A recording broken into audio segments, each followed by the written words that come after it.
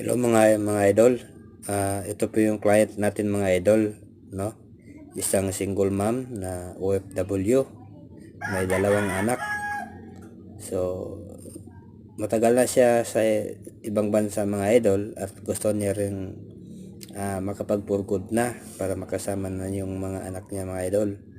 Kaya ngayon ay in-explain ko sa kanya yung negosyo natin. Gusto nating matulungan siya mga idol na makauwi na at makasama na yung mga mahal niya sa buhay, kasi nga pagod na daw siya mga idol sa pagiging OFW.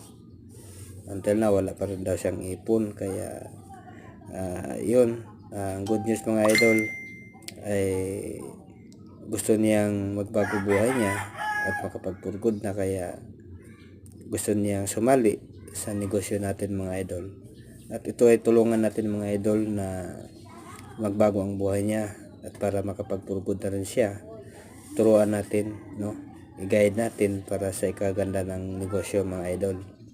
Kaya pwede na ba ito mga idol, no? Napakagandang babae, no? So cute.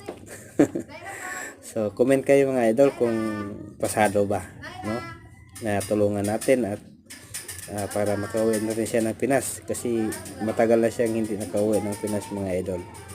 Kaya kailangan nating tulungan para makasama na yung mga mahal niya sa buhay at makauwi na siya for good mga idol.